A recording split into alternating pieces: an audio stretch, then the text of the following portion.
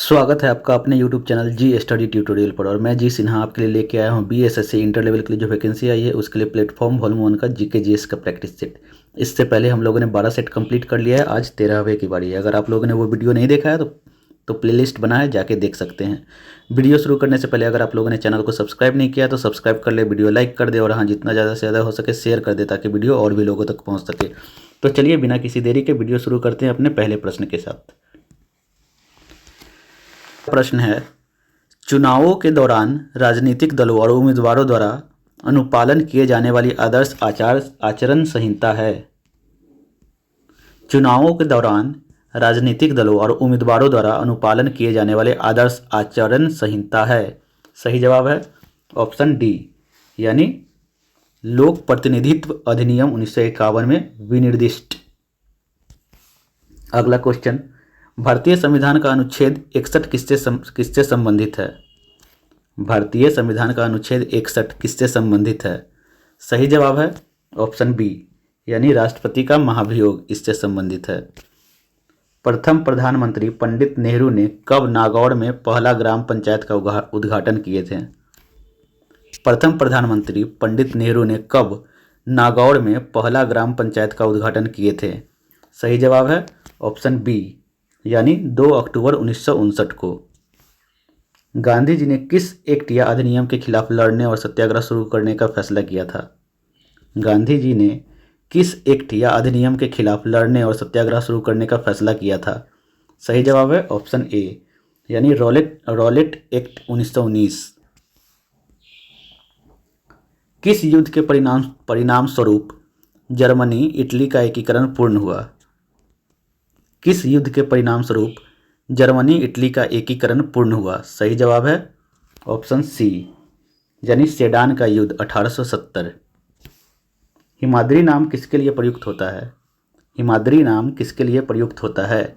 सही जवाब है ऑप्शन डी, यानी ग्रेटर हिमालय। निम्नलिखित में से कौन सा कार्य आरबीआई का नहीं है? निम्नलिखित में से कौन सा कार्य आरबीआई का नहीं है? सही जवाब है ऑप्शन बी, यानी रुपए के मूल्य का निर्धारण, ये आरबीआई का काम नहीं है। निम्नलिखित में से कौन भारत में लोकतंत्र के लिए चुनौती है? निम्नलिखित में से कौन भारत में लोकतंत्र के लिए चुनौती है? सही जवाब है ऑप्शन सी, यानी राजनीति में धन का प्रयोग। निम्नलिखित में से कौन सा भारत की सर्वाधिक ऊंचा पर्वत शिखर है? निम्नलिखित में से कौन सा भारत की सर्वाधिक ऊंचा पर्वत शिखर है? सही जवाब है ऑप्शन ए, यानी K2। विकास केंद्र उपागम की शुरुआत किस पंचवर्षीय योजना में की गई थी? सही जवाब है ऑप्शन सी, यानी चतुर्थ पंचवर्षीय योजना में की गई थी। निम्नलिखित में से किसने कहा था महात्मा गांधी क्षणिक भूत की भांति भूल उठाते हैं? निम्नलिखित में से किसने कहा था महात्मा गांधी क्षणिक भूत की भांति धूल उठाते हैं लेकिन अस्तर नहीं? सही जवाब है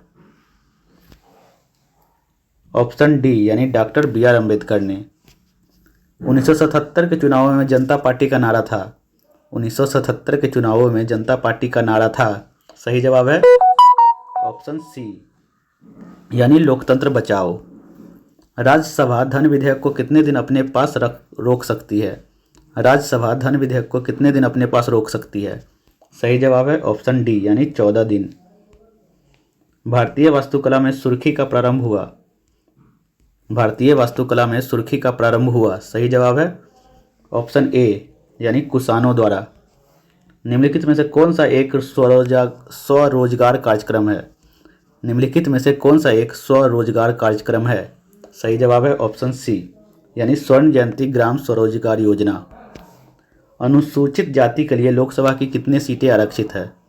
अनुसूचित जाति के लिए लोकसभा की कितनी सीटें आरक्षित है? सही जवाब है ऑप्शन सी, यानी 84। भारत में कृषि जन्य पदार्थों हेतु दिया जाने वाला श्रेणी मापदंड क्या है? भारत में कृषि जन्य पदार्थों हेतु दिया जाने वाला श्रेणी मापदंड क्या है? सही जवाब है ऑप्शन ए, यानी 1 मार्क। भारतीय संविधान में मूल रूप से कितने मौलिक अधिकार प्रदान किए गए थे? भारतीय संविधान में मूल रूप से कितने मौलिक अधिकार प्रदान किए गए थे? सही जवाब है ऑप्शन ए यानी 7। निम्नलिखित कथनों पर विचार कीजिए। निम्नलिखित कथनों पर विचार कीजिए। सही जवाब है ऑप्शन डी यानी न तो 1 और न ही 2, दोनों ही गलत है। सूचना का अधिकार एक कानून है जो लोगों की अनुमति प्रदान करता है। सूचना का अधिकार एक कानून है जो लोगों को अनुमति प्रदान करता है। सही जवाब है ऑप्शन सी यानी सरकार क्या कर रही है इसकी अनुमति प्रदान करता है। बिहार के इतिहास पर प्रथम ग्रंथ के रचनाकार थे। बिहार के इतिहास पर प्रथम ग्रंथ के रचनाकार थे। सही जवाब है ऑप्शन डी यानी अली मोहम्मद शाह आजिमावादी। सही जवाब है अली मोहम्मद शाह आजिमावादी। कृषि उपजों के न्यूनतम समर्थित मूल्य की संस्तुति किसके द्वारा की जाती है?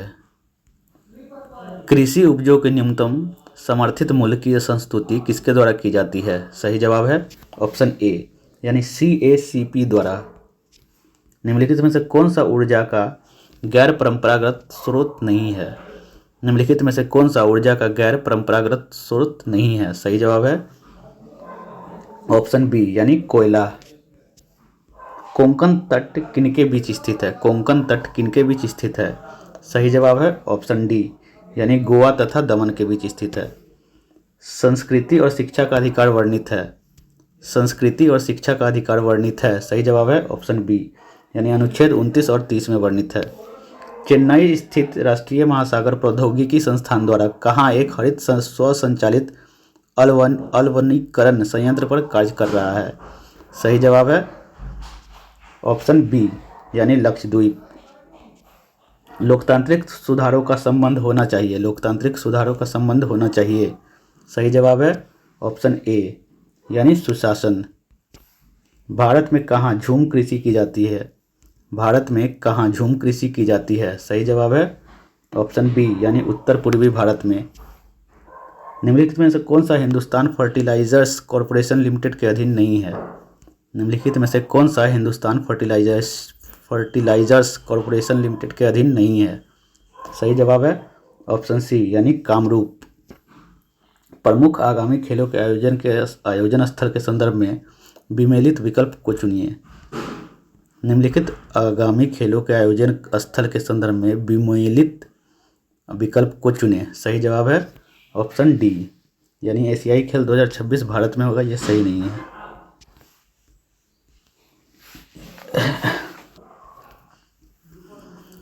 निम्नलिखित में से कौन सरकार के तीसरे अंग के रूप में जाना जाता है? निम्नलिखित में से कौन सरकार के तीसरे अंग के रूप में जाना जाता है? सही जवाब है ऑप्शन सी यानी सर्वोच्च न्यायालय। इंडिया डिवाइडेड पुस्तक के लेखक कौन है? इंडिया डिवाइडेड पुस्तक के लेखक थे। सही जवाब है ऑप्शन डी यानी डॉक्टर राजेंद्र प्रसाद। तो ये रहे आज के सेट 13 के पार्ट 1। पार्ट 2 जल्द ही लेके आऊँगा। अगर वीडियो पसंद आए तो वीडियो लाइक करें, चैनल सब्सक्राइब करें और हाँ जितना ज़्यादा से ज़्यादा हो सके शेयर करें ताकि वीडियो और भी लोगों तक पहुँच सके। जय हिंद, जय भारत।